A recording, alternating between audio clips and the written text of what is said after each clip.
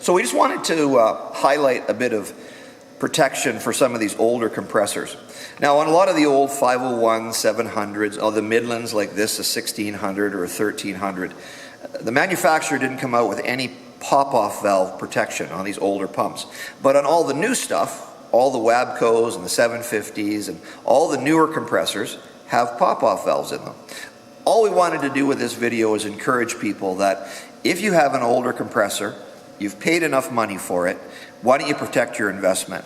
So if your discharge line, for example, carbons up, or if in the spring or fall or in the wintertime you get freeze up in your discharge line, if you don't have a pop-off valve in your compressor, the governor won't shut this thing off, and so it'll pump until the compressor actually blows apart. Whereas if you have a pop-off valve set at 250, you simply will unload your compressor because there's too much pressure, and you'll know you got a problem, but at least your compressor won't blow apart.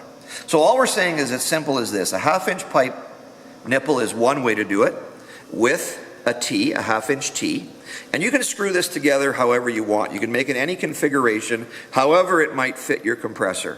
So you might want to have it this way, where you have your pop-off here and it leads out to your discharge, or you might want to turn it, put it the other way.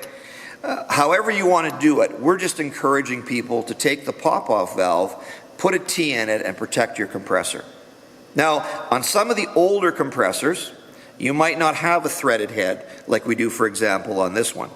So we just wanted to let you know that we have adapters, of course, that you can bolt on to your discharge valve or your head, and then you, of course, can just carry on like we just showed you, and then you can put your pop-off valve together so that you have a protected compressor. So we just wanted to let people know that because we really think it's a good idea, especially in colder climates.